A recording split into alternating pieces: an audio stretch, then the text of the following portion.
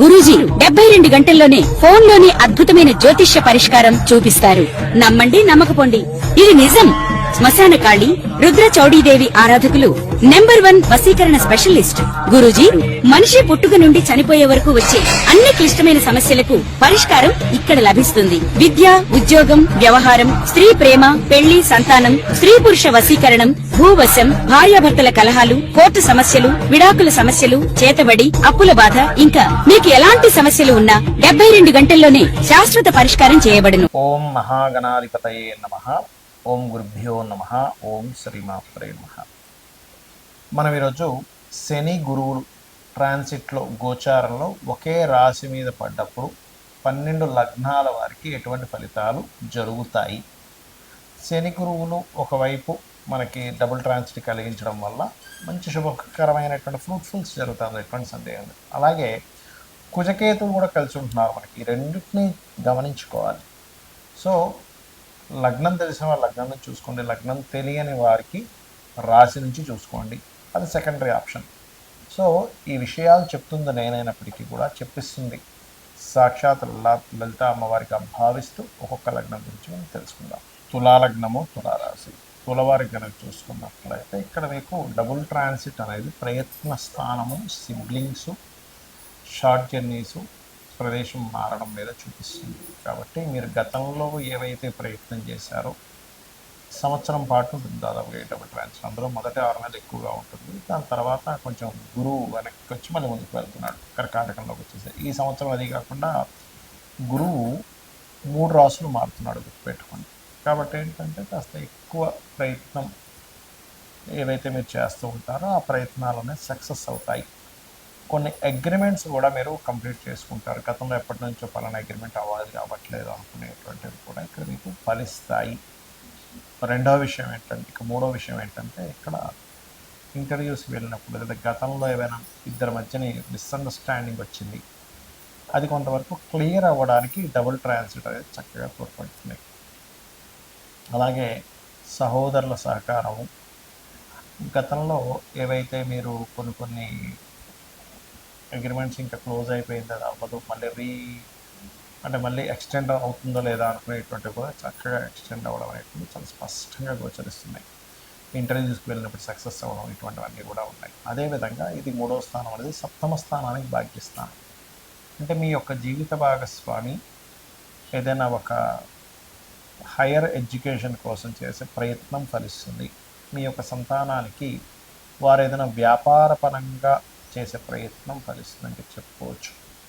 అయితే ఇక్కడ మనకి డబుల్ ట్రాన్సిట్ 2 గ్రహాలు 3వ స్థానాన్ని ఎలా అయితే వీక్షిస్తున్నాయో, ఏకాదశ స్థానంలో కూడా కుజుడు కేతువు ఎప్పుడైతే లాభంలో ఉన్నాడు, ఇది కూడా ఒక రకంగా మంచిదే. కాకపోతే ఇది మరీ 2 గ్రహాలు మనకి లాభస్థానంలో ఉన్నప్పుడు కొంచెం ఎక్కువ లాభాలు రావాలనే దాంట్లో కొంత ఘర్షణలు కూడా ఇస్తూ ఉంటుంది.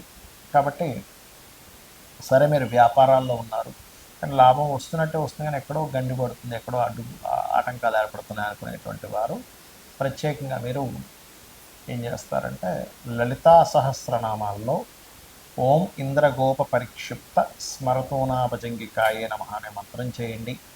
మరియు గోవులకి క్యారెట్స్, గ్రాసము తినిపించండి. గణపతి మరియు సుబ్రహ్మణ్యేశ్వర స్వామి ఆరాధనతో పాటు ఎక్కువగా దుర్గాదేవి ఆలయాలకు వెళ్ళడము. ఈ సంవత్సరంలో కూడా మీకు పంచమ స్థానంలో రాహు ఉన్నాడు కాబట్టి వీలైనంత మటుకు దుర్గా అష్టోత్తరం చదువుకున్నట్లయితే పంచమ రాహు వల్ల కూడా ఏవేవో ఇమాజినేషన్స్ ఏదో అయిపోతుందనేటువంటి భయం కూడా మీకు తొలగిపోతుంది.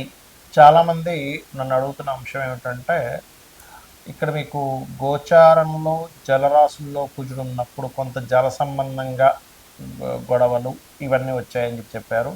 కొంచెం జల సంబంధంగా ఈ నేవీ వాళ్ళు వీళ్ళ ట్యాక్స్ ఇవన్నీ చెప్పారు కదా. అదేవిధంగా ఎండాకాలంలో వర్షం అన్నారు, అదే రకంగా మనకు వర్షం కూడా పడింది.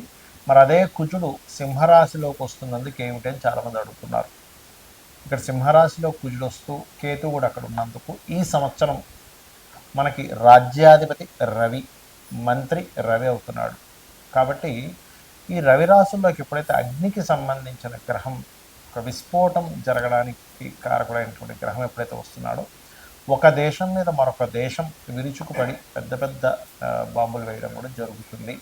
అది ఇండియా పాకిస్తాన్ అవ్వాల్సిన అవసరం లేదు, ఉక్రెయిన్ రష్యా కూడా అవ్వచ్చు, లేకపోతే అమెరికా ఇంకో దేశం కూడా కావచ్చు, ఏదైనా ఒక దేశం కావచ్చు. ఆ దేశం మీద పెద్ద స్థాయిలో ఎక్కువ ఉష్ణాన్ని కలిగించేటువంటిది వేయడం జరుగుతుంది.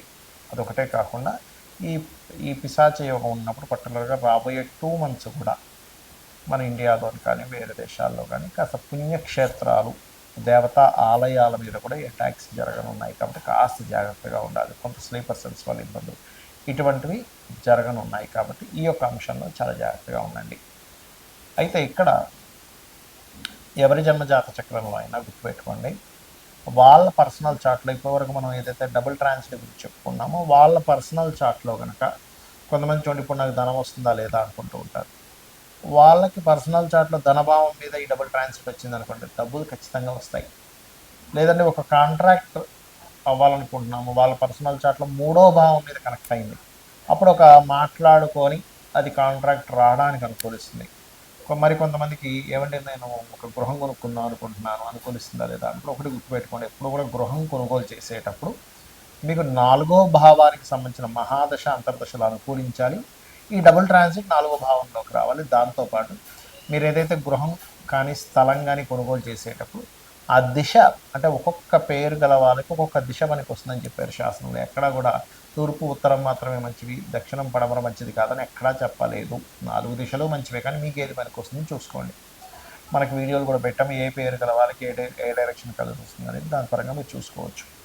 అలాగే మరొక విషయం ఏంటంటే ఇక్కడ సంతానానికి అయితే పంచమం మీద ట్రాన్సిట్ ఉండాలి. రుణము లభించాలంటే కూడా ట్రాన్సిట్ ఉండాలి. మనం ఒక్కోసారి లోన్స్ కోసం మనం ప్రయత్నం చేస్తుంటాం, ఒక్కోసారి లోన్స్ రావు. కానీ రుణం లభించాలంటే 6వ భావం మీద ఉండాలి, రుణం తీర్చాలంటే 5వ భావం మీద ఉండాలి. అయితే ఇక్కడ మనము ట్రాన్సిట్ రావడం ఒక ఎత్తు అయితే కొన్ని పనులు అవ్వడానికి లలితాంబిక అమ్మవారి యొక్క అనుగ్రహం కలిగితే కూడా పనులు అయిపోతాయి. అవి ఎలాగా అంటే ఇప్పుడు ఫైనాన్షియల్గా ఇబ్బంది పడుతున్నారు, ఓం సంపత్కరీ సమారూఢ సింధుర వ్రజ సేవితాయ నమః చేసుకోండి. లేదంటే ఉద్యోగం రావట్లేదండి, చాలా ఇబ్బంది పడుతున్నారు అనుకునేటువంటి వారు ఓం శ్రీమాతా శ్రీ మహారాజ్ని శ్రీమత్ సింహాసనేశ్వరి నమః అని చేసుకోవచ్చు. లేదా ఓం మాణిక్య మకుటాకార జానుద్వయ విరాజితాయ నమః అని చేసుకోవచ్చు. మరి కొంతమందికి సంతానం ఉండదు, అలాంటి వారు దత్తాత్రేయుడిది దిగంబర శ్రీ పాదవల్లభ దిగంబర అనే మంత్రం చేసుకోండి. మరియు దీంతో పాటు మరి కొంతమందికి వ్యాపారాల్లో రాణించలేక ఇబ్బంది పడుతూ ఉంటారు, ఓం ఇంద్రగోప పరిక్షిప్త స్మరతూనాభజంగికాయే నమః అనే మంత్రం చేసుకోండి. ఆ రకంగా ఏంటంటే ఒక్కొక్క దానికి ఒక్కొక్కటి. ఇప్పుడు కొంతమందికి చూడండి ఆరోగ్య సమస్యలు ఉంటాయి. ఎందుకు అంటే వాళ్ళకి 4వ స్థానం అంటే ఇమ్యూనిటీని తగ్గించే స్థానము, ఇమ్యూనిటీ స్థానం 5వ స్థానం పడవడము, 6వ స్థానం రోగస్థానం యాక్టివ్ అయితే ఏముందంటే వాళ్ళకి అనారోగ్య సమస్యలు నిత్యం పడుతూ ఉంటారు. అటువంటి వారు చక్కగా ఓం సర్వవ్యాధి ప్రశమని సర్వమృత్యు నివారిణి అగ్రగణ్య అచింత్య రూప కలికల్మషనాశిని నమః అని చేసుకోండి. ఖచ్చితంగా మీకు బాగుంటుంది, మరి ఎటువంటి సందేహం లేదు. అయితే ఇక్కడ ఒక్క విషయం ఏంటంటే చాలామంది ఏనాడు ఏం జరుగుతుందని కాల్సిన యోగాలు ఉన్నాయని భయపడుతూ ఉంటారు. అవేవి మిమ్మల్ని ఎక్కడా ఆపవు. ఖచ్చితంగా మీరు చేసేటువంటి కర్మ ఏదైతే ఉందో దాని రిజల్ట్ మాత్రమే గ్రహాలు ఇస్తూ ఉంటాయి. దానికి మీరు అమ్మవారి పాదాలను ఆశ్రయించినట్లయితే 100% మీరు అనుకున్నది అనుకున్నట్టుగా అమ్మవారు కలిగిస్తుంది మీకు. శ్రీమాత్రే నమః.